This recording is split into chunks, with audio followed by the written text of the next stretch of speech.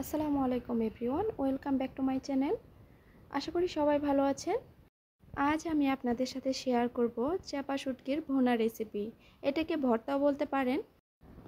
যারা শুটকি খেতে পছন্দ করেন তাদের জন্য আজকে হাজির হয়েছি ভীষণ মজাদার একটি শুটকি ভুনার রেসিপি নিয়ে। আপনারা অনেকে এটাকে অনেকভাবে করে থাকেন, তবে আমি চেষ্টা করেছি আমার মতো করে এই চাপা শুটকির ভুনা আপনাদের সাথে শেয়ার করতে। চাপা শুটকির ভুনা করার জন্য এখানে আমি নিয়েছি পুঁটির চাপা শুটকি 5 পিস, নিয়েছি 3টি রসুনের কোয়া ছাড়িয়ে, আর নিয়েছি শুকনো মরিচ। এই শুকনো মরিচগুলো আমি ভালোভাবে ধুয়ে অনেকক্ষণ সময়ের জন্য ভিজিয়ে রেখেছিলাম। এখন এগুলোকে শিলপাটায় বেটে নিচ্ছি। আপনারা পাটায় বাটতে না চাইলে ব্লেন্ড করে নিতে পারেন। আমি আজকে আপনাদের সাথে পাটায় বেটে এই শুটকি ভুনা বা ভর্তা রেসিপিটি শেয়ার করছি। প্রথমে আমি শুকনো মরিচগুলো বেটে নিলাম। খুব ভালোভাবে বেটে নিতে হবে বা ব্লেন্ড করে নিতে হবে। মরিচগুলো বেটে নেওয়ার পর এখন এর মধ্যে দিয়ে দিচ্ছি রসুনের কোয়া, আর দিয়ে দিচ্ছি চাপা শুটকি। চাপা শুটকিগুলো খুব ভালোভাবে ধুয়ে পরিষ্কার করে নিতে হবে। এখন রসুন আর শুটকি খুব ভালোভাবে বেটে নিব, যেন চাপা শুটকির কোনো কাঁটা থেকে না যায়।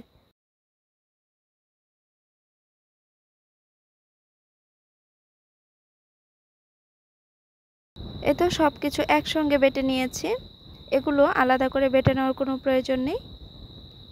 তো বেটে নেওয়া হয়ে গিয়েছে, এখন এগুলোকে একটা বাটিতে উঠিয়ে নিচ্ছি।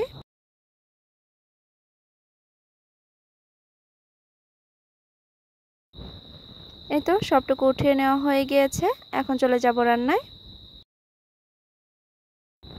এদিকে চুলা একটা প্যান বসিয়ে দিয়েছি। প্যানের মধ্যে পর্যাপ্ত পরিমাণে তেল দিয়ে দিয়েছি। তেলটা গরম হয়ে আসলে এর মধ্যে দিয়ে দিয়েছি 2 কাপ পেঁয়াজ কুচি।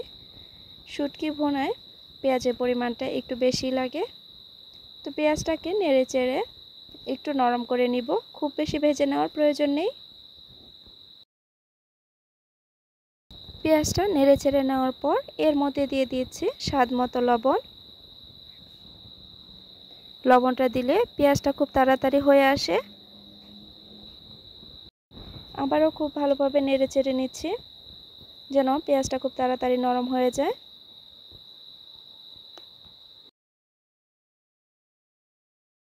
এই তো পেঁয়াজটা নরম হয়ে গিয়েছে, এর থেকে বেশি ভেজে নেওয়ার প্রয়োজন নেই।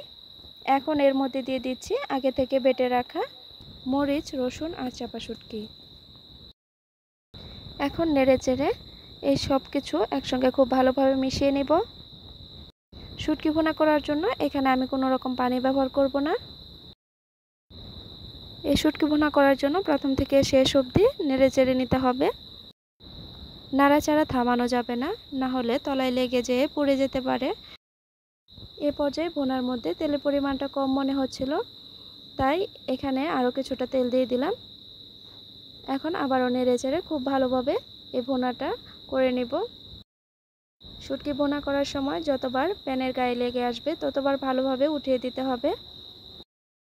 এই শুটকি ভুনা যত বেশি ভাজা ভাজা হবে এর টেস্ট তত ভালো আসবে। এভাবেই নাড়াচাড়ার মধ্যে থাকবো।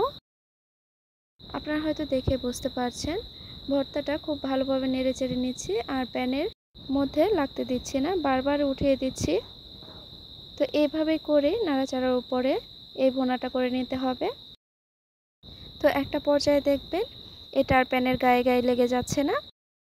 ভিডিও দেখতে দেখতে যারা এ পর্যন্ত এসে গেছেন কিন্তু ভিডিওতে একটা লাইক করতে ভুলে গেছেন, প্লিজ ভিডিওতে একটা লাইক করে দিবেন। ভালো লাগলে ভিডিওটি শেয়ার করে অন্যকে দেখার সুযোগ করে দিবেন, আর চ্যানেলটি সাবস্ক্রাইব করে পাশে থাকবেন। এই তো দেখুন ভুনাটা আর প্যানের মধ্যে লেগে যাচ্ছে না, তেল ছেড়ে দিয়েছে। এটাকে আরও 2-3 মিনিটের মতো ভেজে নেব।